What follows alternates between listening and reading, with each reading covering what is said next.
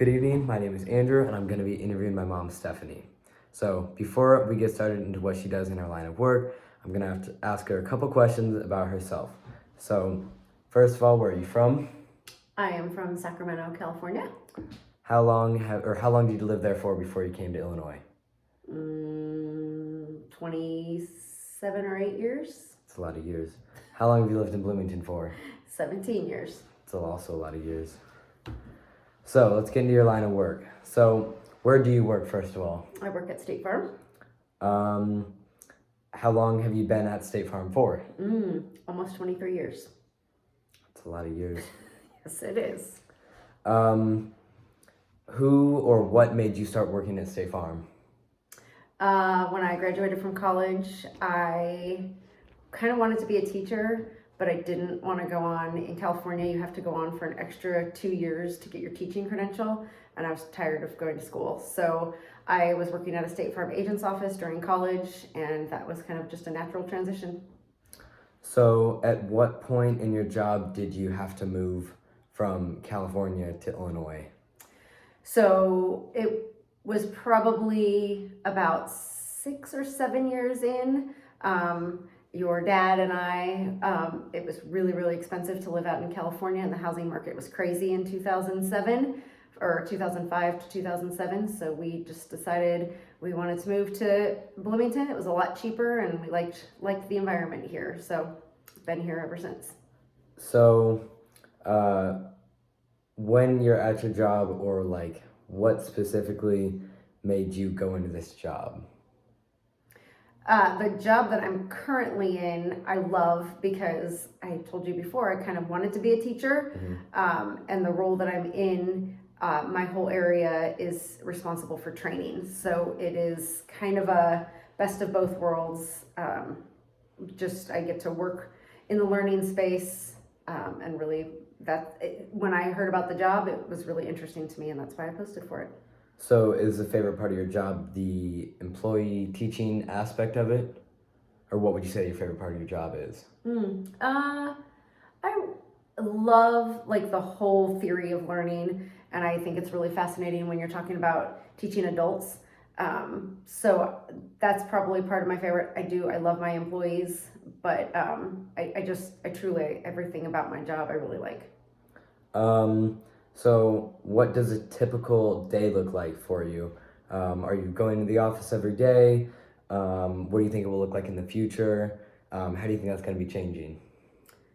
So the answer is there's a before COVID answer and a post COVID answer. Before, I was in the office every single day. My days are, regardless of where I'm working, pretty filled with meetings. My employees live all over the country. And so to connect with them, I have calls every day and just a lot of meetings. But now, ever since the pandemic, I mean, we all worked from home pretty much completely for nearly 2 years. And now I go in the office 1 or 2 days a week max. And yeah, I love working from home, and my favorite coworker is the dog. That's nice. So do you like working from home, or do you prefer going to the office? I love working from home, and I would be happy to never go back in the office. And I mean, truly part of it is because my team is everywhere. So even when I'm in the office, I'm still missing half my employees because I only have part of them here in Bloomington. But I mean, I like seeing my peers and such. So thinking in the future, would you wish to just stay at home most of the time? Yeah, I never need to go back in the office 5 days a week. So thinking way far into the future, or maybe not too far in the future, depending, what does retirement look like for you? Is that something that you're looking forward to, or in the near future? Are you saying I'm old? No. Okay. Retirement is something I'm very excited about, but it's not imminent. I mean, it's at least 10 years away, but probably a little longer than that. And I'm super excited for when we retire, and we will definitely not stay in Bloomington. We will probably move, depending on where you and your sister land, somewhere closer to one of you or both of you. And I don't know, Colorado, the Pac Northwest. Move towards me because I'm the favorite child. Well, I mean, obviously. Okay, here's a fun question. Oh boy, is it really? Yes. Okay. What, Wait. when either you're at home or you're in the office, what are your favorite snacks to eat during work? Ooh, yeah. So definitely, it's not great. I mean, it's great and terrible having the fridge close to you. Mm-hmm. My favorite snack is the one that is your sister's least favorite snack that I eat, which is yogurt with super crunchy granola. Not a fan of that snack either. I love it. All right. So we kind of already went into why you chose this job or occupation, but what has made you, or why have you stayed in this career for so long? I mean, it's 20 plus years. So are you saying I'm boring? No. Okay. Let's see. A few reasons. One, it's a really stable company, and once you start making a lot of money, you know, it's hard to go elsewhere when you wouldn't make as much. Two, I haven't left the job I'm currently in because I love the world of learning. Like I said, we've trained thousands of employees since I started in this role, and I find that pretty satisfying. But I really like what I do, and it was hard. When you and your sister were little, I was part-time, and that was pretty awesome. That was worth a lot to me. So Yeah. kind of some loyalty to the company too. So what are some things that you've already gone through since some of the things that you like, but there are some things that everybody dislikes about their career. What are some things that you dislike about your career? Pain in the butt employees. I currently don't have any, but you know, everybody gets them sometimes. Hopefully I've never been that person, but yeah, that, and then working for a big corporation, that can be frustrating because there's sometimes a lot of processes and steps that you have to go through, and so sometimes it feels like we tie our own hands with processes, and even though you want to move ahead quickly, sometimes the organization doesn't allow you to. Yep. So go back a little bit. So before you even started working at State Farm, was there any school that you went to? Like, what schools did you go to, and that tie into like what you're doing now today? Sort of, and not really. So I went to Sonoma State in California, and I majored in Spanish. I also studied abroad in Mexico for a summer semester, and I was fluent in Spanish. So when I started with State Farm, and I was out in California, and we have a ton of Spanish-speaking policyholders. So I actually used to teach Spanish-speaking claims classes to our employees to help them be able to like have basic conversations with our customers. So that was a direct tie, and now I definitely do not use Spanish very often in my job. I know. So where did you work? Did you do anything completely different, work in a different department, or like where did you work before this career started? Did you do something semi-similar, or what were your jobs before this place? Well, I mean, I really started with State Farm right out of college, and I have been there ever since. Like I said, I worked at just a State Farm agent's part-time to help pay for college when I was in college, but this was my first major job. And the nice thing though, so some of the drawbacks, like I said, about the corporation is that it can be big and it can be hard to, get things done quickly, but it's also huge and there's a ton of different areas. So I've worked in systems, I've worked in underwriting, I work in learning. So I've been able to have some really different and unique jobs, all along throughout my career. So it's not like I've been doing the same job the whole time. So how has your career influenced others? Do you talk to other people about your job? Do you recommend it to them? Do you make it sound very awesome so other people want to do it? Well, do you want to do my job? I don't know. I have definitely, within the company, I have helped bring other people over into the role. I've recruited employees into the role. I have met with new employees and helped onboard them or recruit them. So, I mean, yes, but it's not like when we sit down at dinner, we talk about it because I'm pretty sure you don't care what I do. Exactly. Except for right now, you totally care because Exactly. it's your grade. Thank you. Mm-hmm. So how long did it take you to get where you are now in the company? Well, I've kind of jumped all around, and I think part of that is just my personality. So if I'm going to be with the same company, I want to have a lot of different opportunities for doing different roles. So, I mean, I've been in probably 8 or 9 different jobs at least since I started, but I've been in, this is the longest I've ever done one job, and that's like 7 years now. So how long did it take you to get used to the job that you are in now? I mean, you've been in it for a while and you've been doing the same thing, but did it take a long time? Yes. Was it a learning curve? Yes, for sure. I would say by 8 to 10 months, I felt like I was proficient, and by like 18 to 24 months, I felt like I was really good at my job. Understandable. And now I just feel like now I can do my job well, and I'm kind of ready for something new. So how have your responsibilities in your position changed? Actually, we're gonna take a quick break so I can plug in my phone because I don't want it to die. Okay.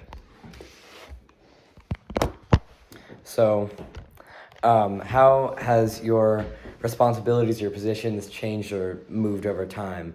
Have your, obviously when you've been there for a long time, your responsibilities increase. Yes. So, go into some of like how that's changed for you.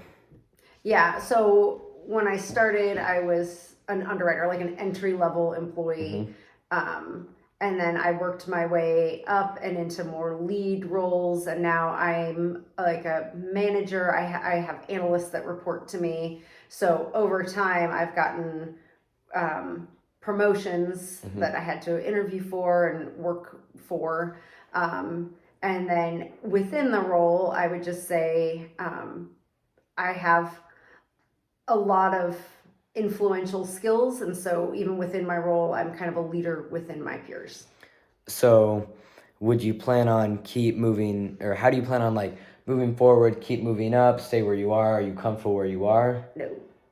No, I definitely want to move up. I am actually currently looking at some other opportunities in some different areas to figure out what would be the next step for my development. I want it to be like a move that really makes sense and can really help me move forward, versus like when I was younger, when you kids were younger, and it was kind of like, oh, that sounds good, but it wasn't necessarily like a strategic move. Now I'm really wanting to be strategic about it. Understandable. So Gotta help pay for college, you know. College is expensive. Right.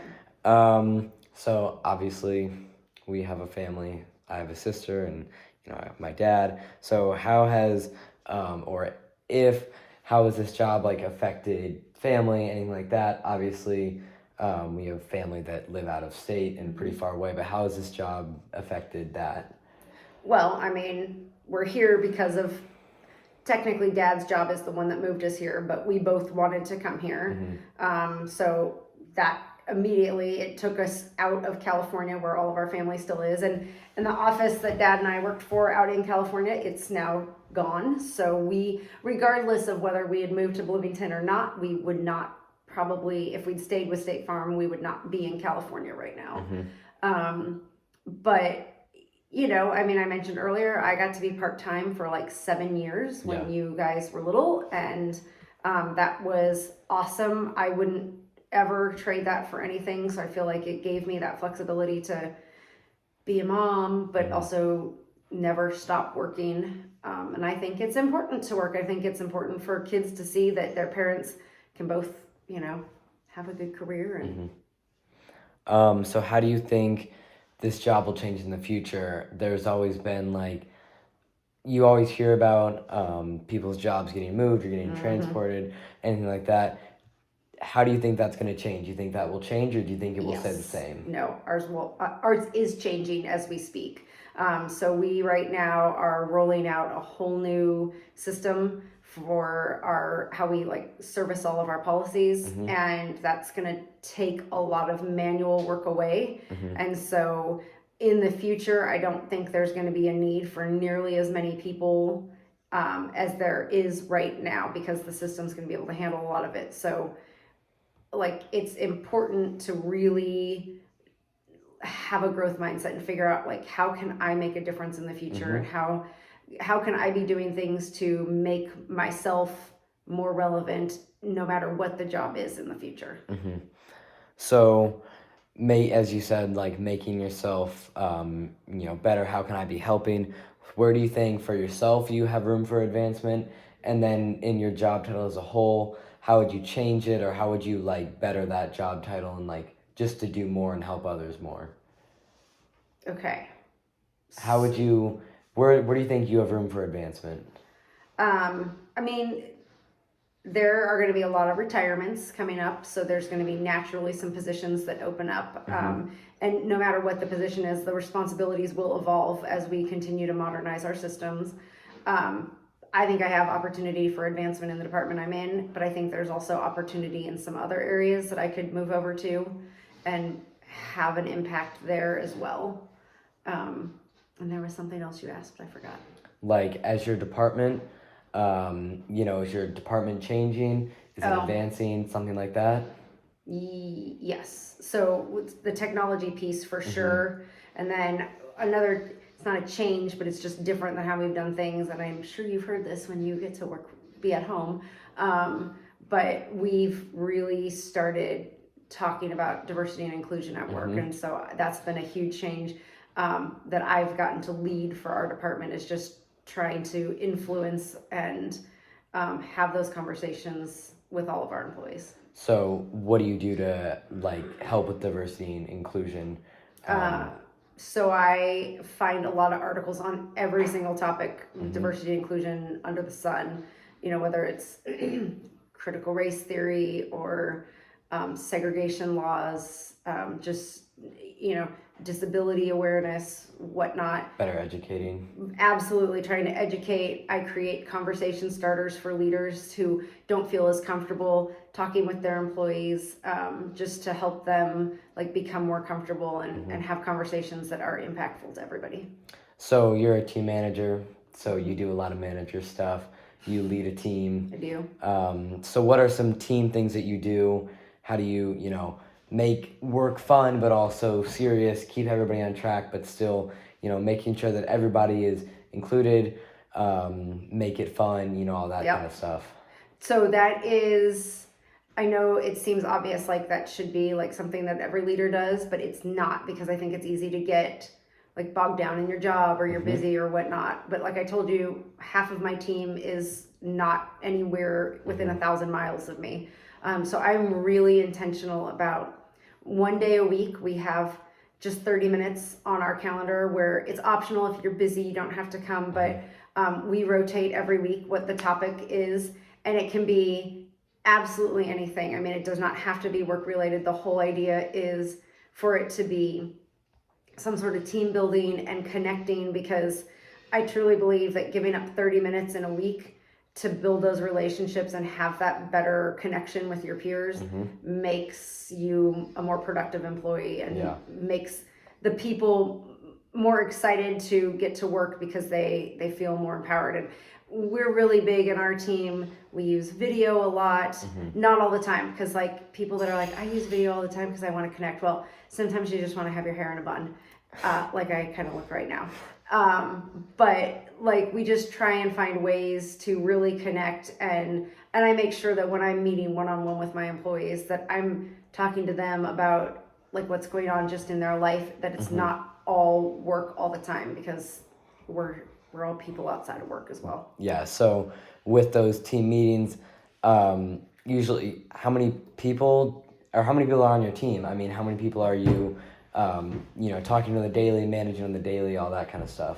So I have 10 direct reports, and I usually meet with them one-on-one at least once a month, but as a team we connect 4 times a week formally. Okay. And just my team always knows, just because we don't have a meeting on the calendar doesn't mean they can't send me a message and try and meet up. So wrapping it up, a little bit about travel. So I know recently, in the past years, you don't travel very often, But in the rare occasion, like, what do you do on those work travel trips where, State Farm sends you somewhere and, what are you doing on those trips? So yeah, we used to meet quarterly years ago, and now we're lucky if we can meet once a year in person. Usually it's in the fall, and it's a planning meeting for the next year so that we have our priorities Right. straight. And there's always some sort of project or initiative going on, so we try and work through some of the logistics of that. But man, it's been a few years since we traveled now. I was gonna say, I don't remember the last time you left for a business travel trip or It's anything probably in fall of 2019, so it's been a while. So with no travel, you're do you ever feel like you're on your own, just like you figure it out yourself, but you still have like the resources that you need Absolutely. So how are you going about like bettering yourself for your profession, like educating yourself to make sure that you can still educate others? Like how are you helping yourself? I mean, there's so many resources online. I love the Degreed platform. I do a lot in there.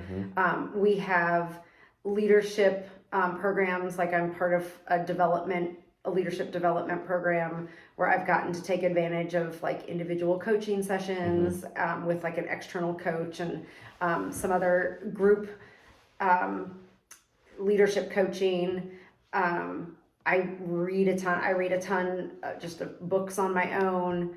I love to read articles on LinkedIn to kind of stay connected to what's going on in the world outside of State Farm. Yeah, I mean, I really try to connect with my peers too, because I constantly feel like I'm learning from them, learning from my boss. So just, different conversations. So as a manager, not everything is going to be perfect, and you might not always be perfect. So how do you feel? Well, yeah, Right. How do you feel you take criticism from others? Do you think you can take criticism and build off it, or how do you think you do it with that? Yeah, I mean, nobody loves to be told they didn't do something well, but I think the opportunity is in how do you learn from it and get better. Yep. My boss that I have right now is like my boss goals for how to deliver feedback. And, I mean, you just always need to have the right amount, and not necessarily when you're giving feedback, but so like when I'm giving feedback to my employees, I want to make sure that they know that they are doing a good job when they've done something well, so that it's never just that they're hearing from me when something's not gone right, Yep. But that they hear from me when it has gone right, and appreciation for the work that they do. And I think with feedback, I like to receive feedback and I like to give feedback kind of the same way. Like some people will do the feedback sandwich where you like give them a compliment and then you give them their feedback and then you like put it together with one more compliment. And I just like, sometimes you just need direct feedback. And so I am more of that direct feedback, but how can we learn from it and move on? Yep. And that's the one thing I always want my employees to know is just because something maybe didn't work out perfectly doesn't mean that there's not going to be another chance to have something go better. Agree. That pretty much wraps up all the questions that I have for you. Do you have any other questions for me? No, actually, yes. Which parent coworker do you like better having at home when you're home during the summer, or when you were online schooling? Do you like? Neither of you guys. Oh, really? I wish you would go back to the office. Oh, okay. Thanks. Thank you.